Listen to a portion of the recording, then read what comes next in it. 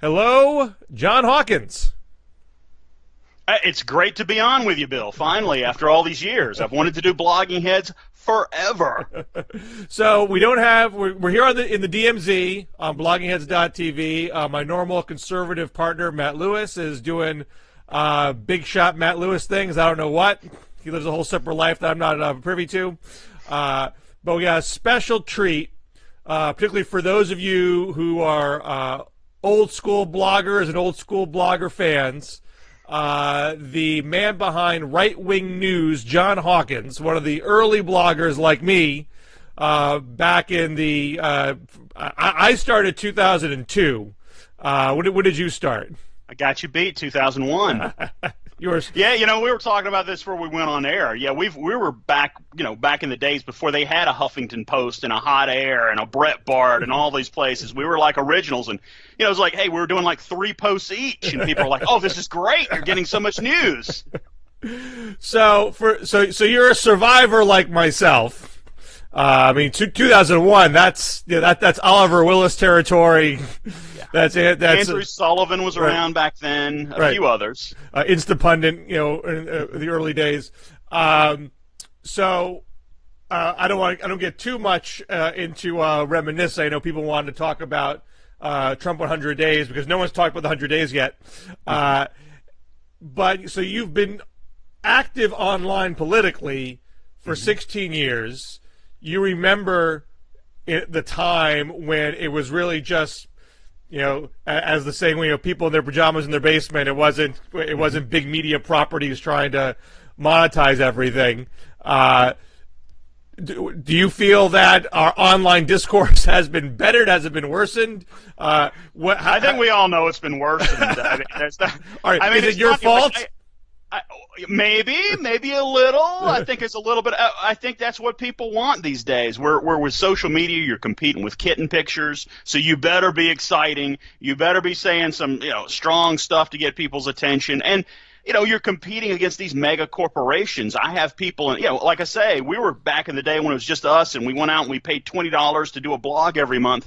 We're competing with people who are paying now, millions of dollars and pumping this money in, and they have huge staffs and they got corporations behind them, and it's just changed the way everything works. And I think, it's a little nostalgic. I remember back when people like us were breaking big stories just by our lonesome. If you're talking about Rathergate and some of the other things, those were just a bunch of bloggers. They were just like a bunch of people in their houses. And it was a fun time, but I always think of it kind of like detergent. The market is very oversaturated, and no matter how good you are, you still got to compete with Tide's marketing budget. Now, where I think you deserve the credit/blame, which I don't think people, I don't know if anyone has properly acknowledged this, I think you deserve, you are the originator of the online listicle. I'm the big one with conservatives, man. I am the guy that started doing those lists because it was funny. I'd write these things and I thought I had a great title and nobody would read it.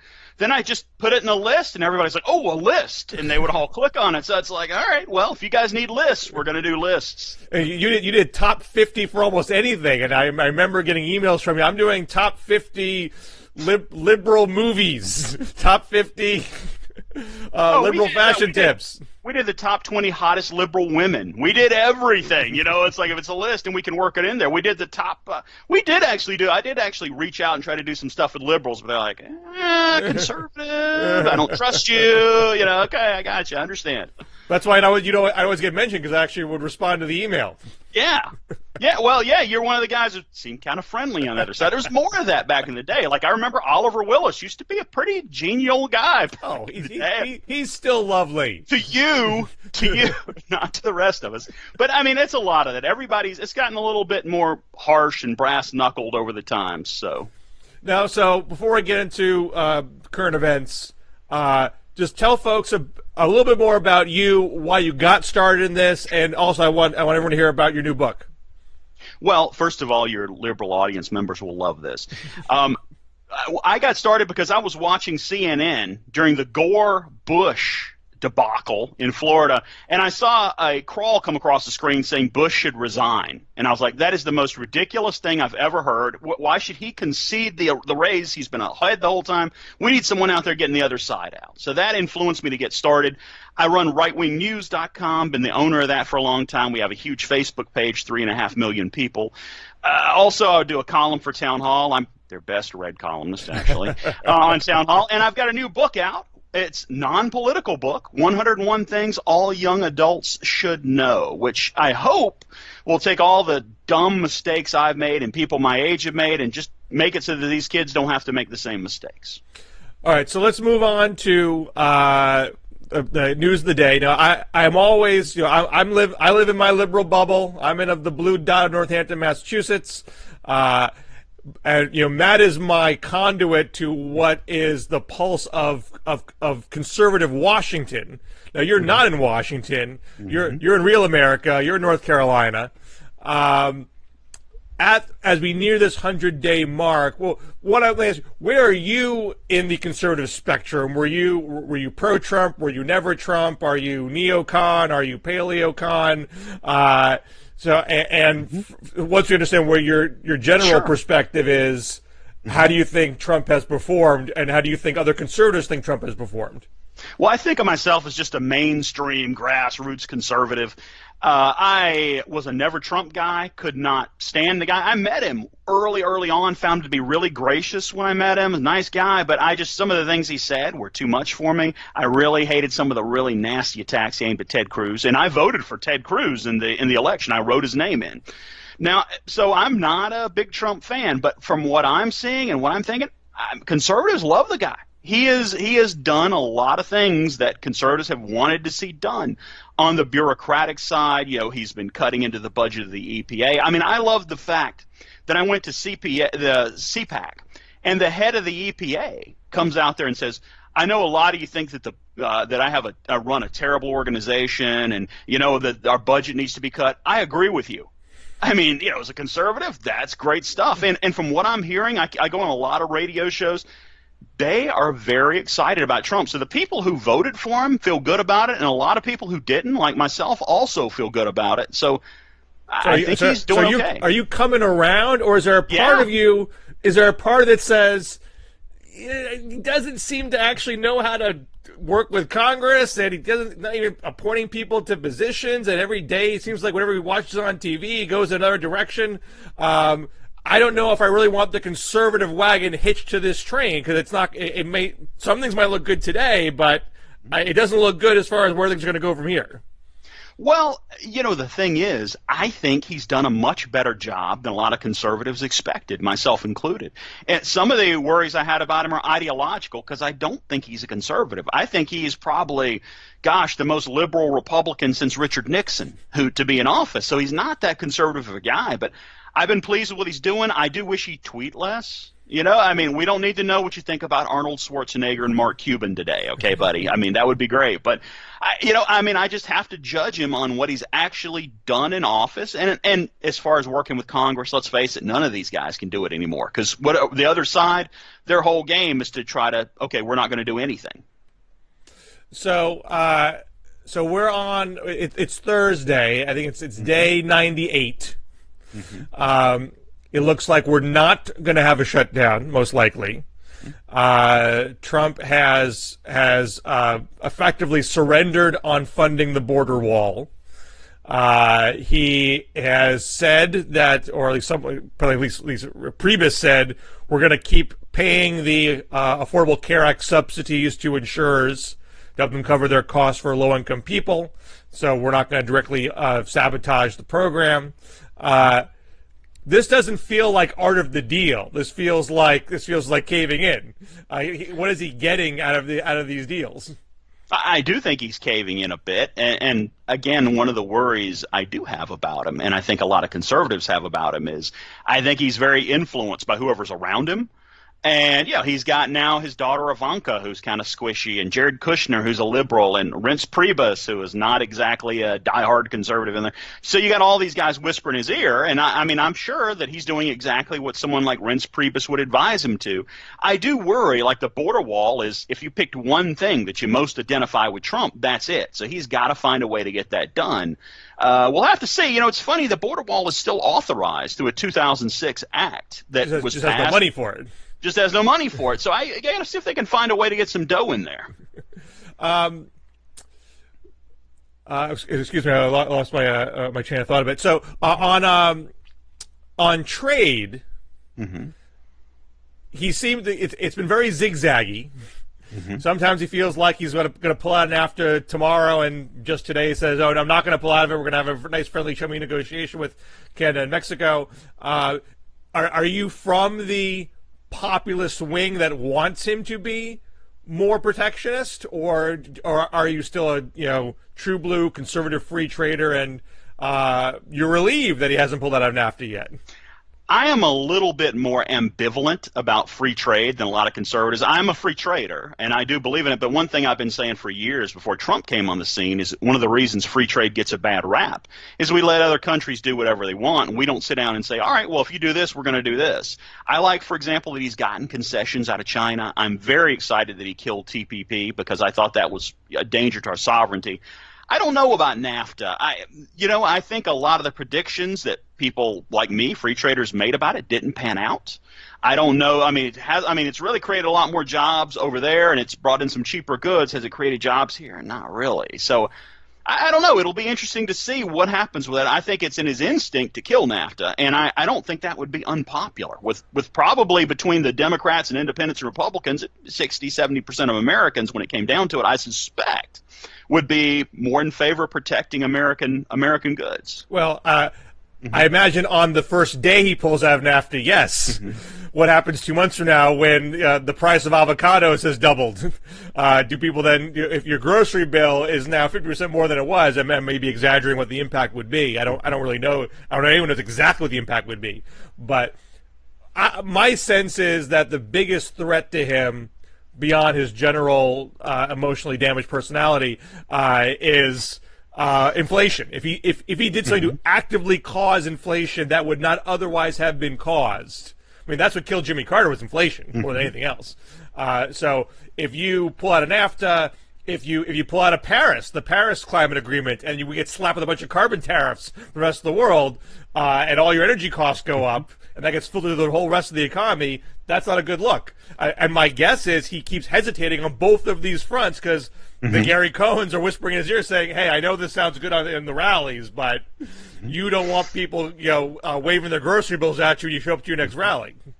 Well, I think that's a legitimate concern. I'm not so worried about the Paris Climate Accords because the reality is if you want to hit us with carbon taxes, he seems like the type of guy who'll be, all right, well, we'll tax you too. And then, whoa, we can't do that. So I don't know. I think you could see an increase in goods if we got rid of – that's what happens. Free trade means you're going to get very cheap goods in. I don't know. I don't know that people today are that good at connecting the decisions that these guys make with what the actual ramifications are down the road. I think they are sometimes when it's pinned on them closely enough with something like Obamacare, but not necessarily with everything. So we'd have to see. I do agree that it would cause prices to go up if we got rid of NAFTA, absolutely, because we're not going to have those cheaper foreign goods coming in. So as you assess the 100 days, I guess this is the thought that I had before. So there's a lot of things that he's done that on the surface are very conservative. The budget he produced, deep cuts. Tax proposal he put out there, deep cuts. There's lots of executive orders that are directing agencies to look at old regulations and propose, more deregulated governance.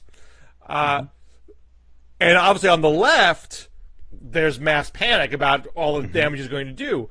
But is it possible that the con here is that there's a lot of talk there's a lot of conservative talk. I mean, he says every day, this has been the most, we've done more in the past 100 days than anybody else. You know that's not true. There's a lot of rhetoric around along those lines, but there actual policy being implemented, it's not there yet. Is it possible that this shell game is a lot of conservative rhetoric without a lot of follow through?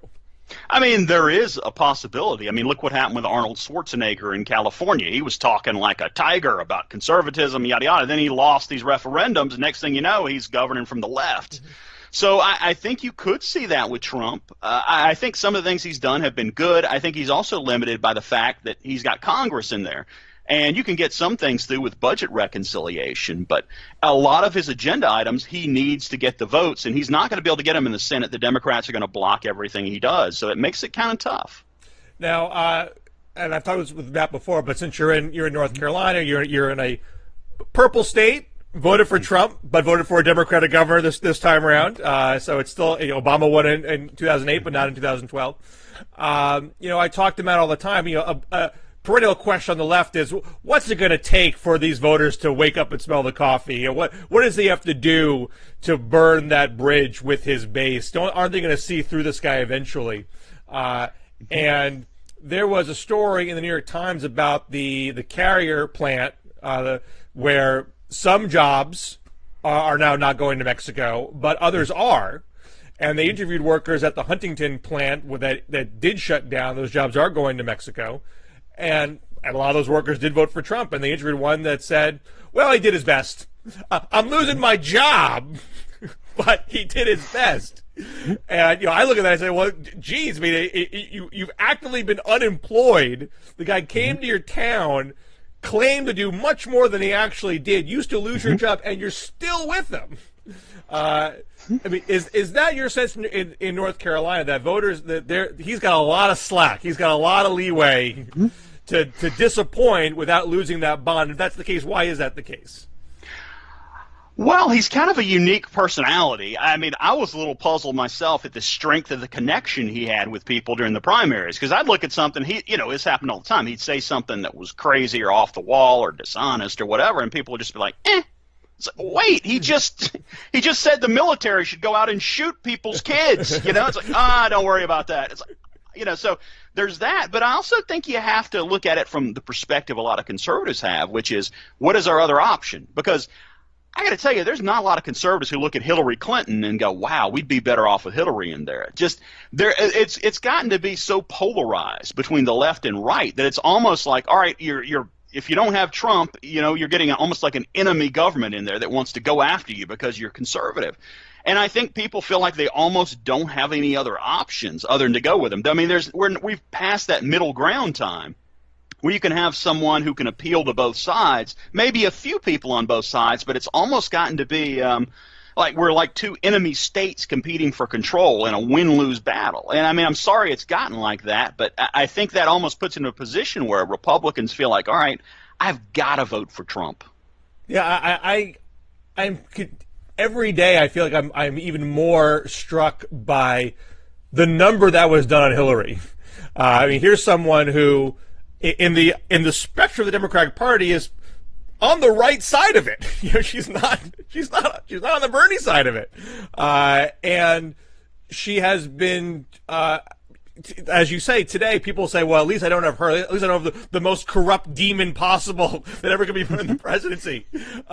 It does give Trump, I think, a lot of leeway with his base. Now, there's this question: how big is that base actually? You look at the top line poll numbers. That base is not. I mean, look, Trump won with fewer votes, with 46%. So you're not starting at a fantastic position base wise. Normally, if you win with a plurality or with less, your immediate instinct is, how can I expand that base and strengthen my position for the next go round? Bill Clinton won with 43%. It was a plurality, and he very quickly got to, I need to reduce the deficit to win back those Perot voters, which he did. He got 49%, as well as 43% the second go round, and Trump has not governed that way. It's been double down the base every single time. So you see numbers where he's generally around 40% in the polls. So it's down from where he was. although those aren't likely voter screens, so you can take that with a certain bit of a grain of salt. But the last I just saw a Fox poll that said, would you vote for Trump again in 2020? And it was I think 30. It was below 40. I forget it was 36 or 39, and 55% said they wouldn't. So that's not a strong place. But then you see other polls that say among his voters, 96% say they'd vote for him again. And so it's the question: well, how big is if he's losing, 2% of his base? Well, it was a pretty thin place to begin with. So maybe he can't afford that 2%. I agree with you 100% on that. And, I'm going to say something you may disagree with. But I think Hillary Clinton was probably the single weakest candidate of all time. Like, worse than Mondale, worse than Dukakis. Because I thought Trump was going to lose because I thought that was Trump. So I think if you guys would have had a stronger candidate, you would have won. I also think all the other Republicans would have beaten Hillary. So I start from that place. So I think he is a pretty weak candidate. I think if the Democrats can run someone strong in 2020, they have a decent shot of knocking him off, much better than normal with a sitting president. Now, the other possibility may be that his base is going to be happy with him. And let's face it, the bar is pretty low for the guy. So there's a lot of independents and a lot of Republicans who didn't vote for him who are going to look at him and go, he did a lot better than I thought he would. I mean, that's very possible, too. And plus, I hear people talk about normalizing him. Well, 4 years in the presidency, you get normalized. If he doesn't nuke Belgium or do anything crazy, I think people are going to go, well, he wasn't as bad as we thought. So I think you've got that going. It's really a very fluid situation. We're going to have to see how it plays out. Yeah, I mean, my general fear is that we've set such a low bar for him that he will clear it by just not being the most craziest person possible. But I also, and looking at some of these 100-day polls, his approval is less than people's approval of the economy. And that's unusual. I mean, that is people. Normally, if the economy's doing well, you like the guy who's there, and those match up very well. So people are basically saying, even though the economy is doing well, I still don't like you. Now, again, maybe that's not how it plays out come election day, but I think he has to worry that being irrepressible all the time. Obviously, it's got him farther than you or I thought he was going to get him. So our views might not be taken very seriously. But I see evidence in the data that there are people who have made up their minds about this guy. And no matter what happens in the broader sphere, they're not going to say the economy is good because of you. The economy is good despite of you. And I just need someone else in there who's going to be sane. And I don't know if he has the capacity to recognize that threat to his political future because he's so committed to, believing that his personality is Teflon untouchable. Well, so far he's been right, which is kind of interesting. I mean, I don't know. I mean, some of the things are hard to explain because if you looked back, either one of us, or on the left or right, or almost anybody, let's say 10 years ago, and gave out a list of things he said and did, everybody would be, oh, the guy's not a chance. This guy's going to finish with 1% of the vote. And he didn't. He won the election. And so 2020, a couple things to think about. Like you said, a lot of the polls are of adults. So basically add 7 points to the conservative side of it. So he's probably a little underwater, maybe 47, 48 to 52. And the other thing is a lot of it depends on who the Democrats run.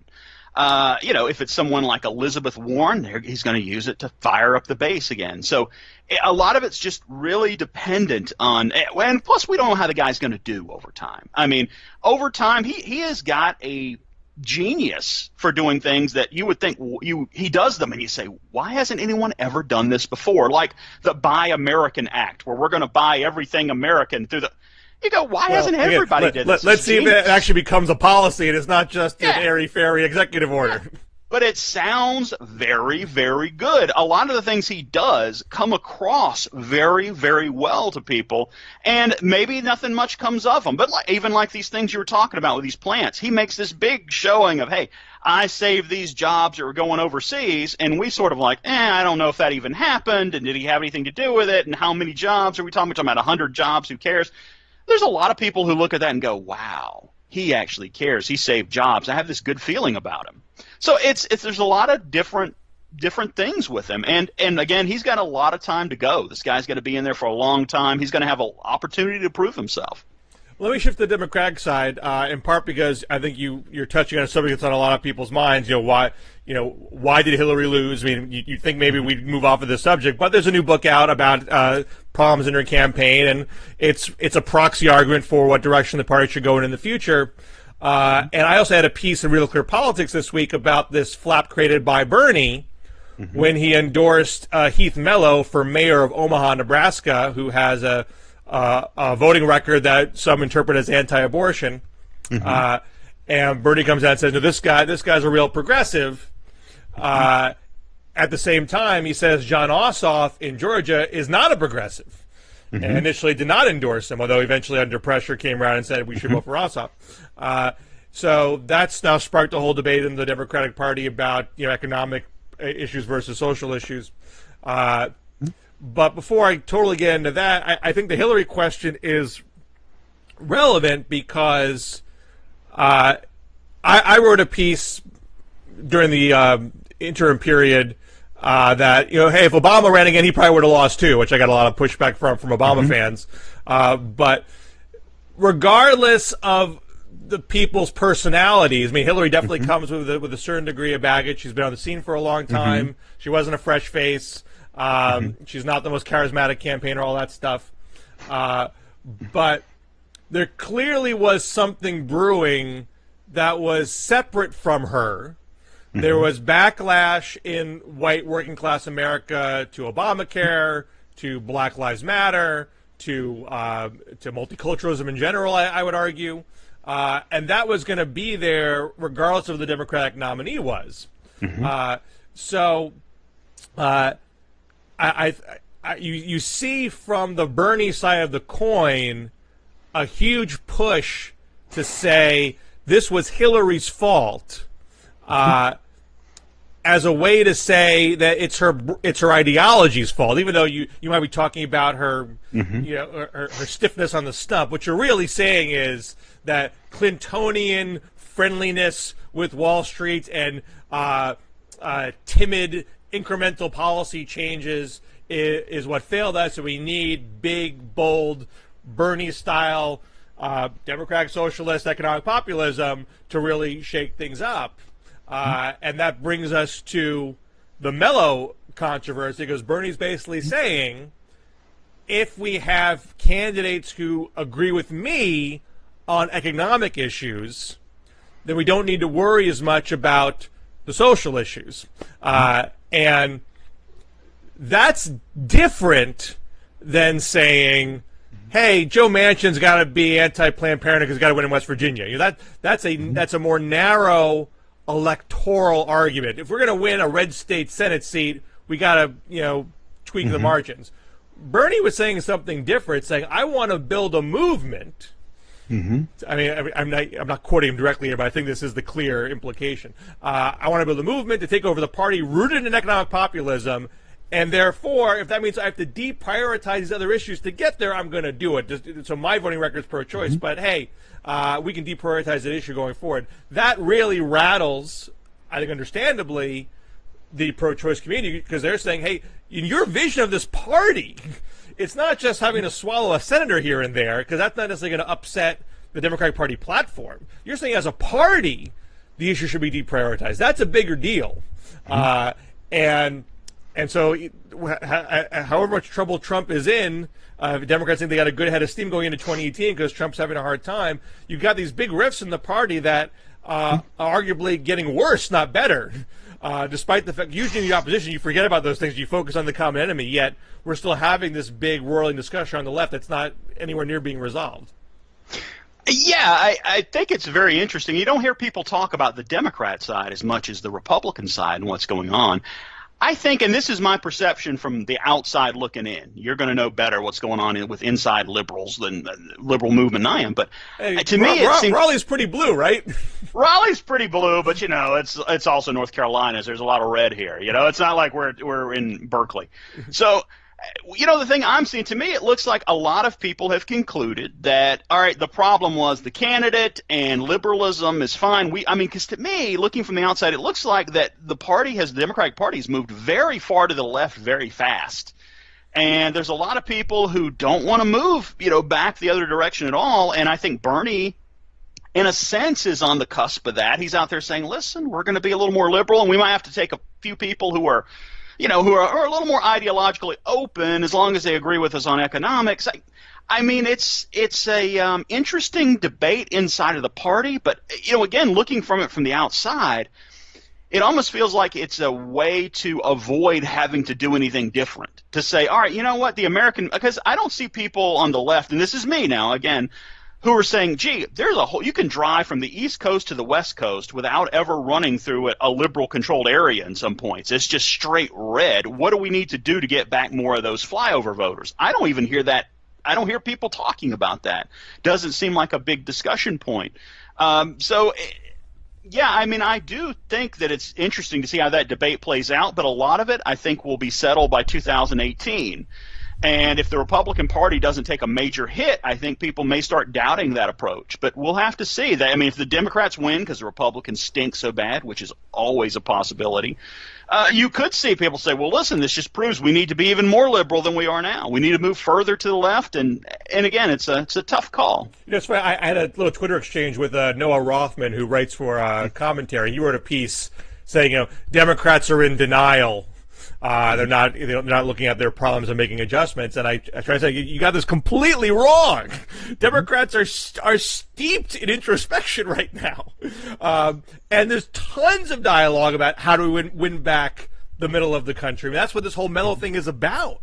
And there's I would say, to the extent that people say we got to be more Bernie-like, that is different than what Obama did. Obama governed as in the parlance of some leftist rhetoric, the difference between being a reformer and being a radical.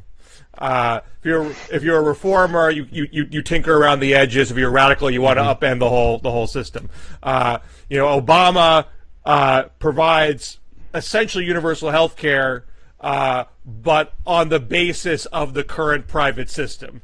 Bernie says, destroy that whole system, Medicare for all. It's a significant policy difference, and it speaks to the different mentalities of the different wings of the party. And Hillary was someone that said, look, let's build on what we have and tinker some more. So Bernie is saying, we think we can win in these redder areas with that bolder, radically transform the system message. And therefore you can deprioritize some other things on the liberal checklist like abortion, because that's how you win in these areas. So you have James Thompson in Kansas, who Bernie supported. You have Rob Quist in Montana that Bernie supported, who were running more like Bernie-crats and brandishing their firearms in doing so. So that's one school of thought. We can win these working class areas with a fierce economic focus. You may say it's moving left. They're saying these voters don't look at it that way. They want up in the system. They want benefits for themselves. They don't want to be tied to Wall Street. So that's going to work. Now Ossoff is a different kind of candidate. Ossoff is running in the northern Atlanta suburbs. This is a highly college educated district, a relatively more racially diverse district. So, unlike Quist and Thompson, Ossoff is more pointedly anti-Trump in his rhetoric, but he's not as fire-breathing on the economics. He says cutting wasteful spending is not a partisan issue. When he's asked about single payer, he begs off and says, I don't think that that's not politically feasible. That's why Bernie initially said that guy's not a progressive. I'm not going to go to the net for this guy. If he wins, fine, but I'm not going to put any skin in the game. And now he's been a little bit more nicer since he got that pushback. And Ossoff is being very strongly pro-choice on an issue that other folks are emphasizing. So there's an argument. Nate Cohn with the New York Times has put it in terms of: do you want to run? Is the path for Democrats in the Sun Belt these more college-educated districts in the Southeast and Southwest, or is it winning in more interior West, more Midwest areas that win strongly for Trump? That's a big. It's not only a demographic debate; it's an ideological debate because it speaks to what issues you're going to emphasize and how far you're going to go with them. So, I think the Democrats are not resolved on this question. I think it's not easy to resolve because there's not a unifying message necessarily for these two different parts of the country. And I think it's also, I'm very skeptical of the Bernie message in the more rock rib Republican areas because my sense is to the extent that these voters have economic populist sensibilities, it's intertwined with their opinions about immigrants, their opinions about Black Lives Matter. And so you can't, Bernie running as a pro-immigrant economic populist doesn't necessarily win you that voter in Ohio or Michigan or North Carolina. But that would be put to the test in some of these states. But so that debate's going on very heavily in the Democratic Party with no clear sign of resolution. Yeah, and, Republicans do the same thing to some extent. We'll latch onto this issue or that issue, and it's like, oh, this guy's on the wrong side of this issue. I mean, like I remember Sarah Palin endorsing Christine O'Donnell. I mean, think about that. All of us knew. I mean, I knew she was going to lose. A lot of us did. And she endorsed her anyway because she wanted to get on the good side of the grassroots or what she thought the grassroots wanted. A lot of that kind of thing happens. And I think you're also right that issues tend to come in clumps. I mean, you tell me where you stand on abortion, gay marriage, and higher taxes, and I can tell you which party you're in, probably 95%. So I agree there's a lot of truth to that. And I think the elections are going to help solve this. People are going to look at approaches, see what works, what didn't over time. And I think there's still, and I understand why people would think this, there's a lot of people on the left who think Trump's just a fluke. Listen, he was just a weird fluke, and, that's never going to happen. We put a decent candidate in there, or people will be sick of him, and we're just going to win without having to do anything different. And I get that type of thinking. But, of course, we thought the same thing about Obama. And we thought, hey, this guy, nobody's going to vote for this guy again after the first term. We've got this thing locked down. And sometimes it doesn't work out that way. I guess we're going to see. Before we wrap up, let me ask you about North Carolina, because obviously was a lot of backlash to the transgender bathroom issue, seemingly knocked out. So the Republican incumbent lost to a Democrat. But the legislature is still very Republican, and Trump won the state as well. What's your sense of the direct? Is the state getting more purple again, or was the governor's race fluky? And the Democrat Cooper, correct? Roy Cooper, yeah. Is his position getting solidified, or is it very tenuous because the state generally has been trending Republican? I'd say tenuous, but opinions can vary on that. I think the bathroom law, it had a lot of blowback and a lot of people were unhappy with it.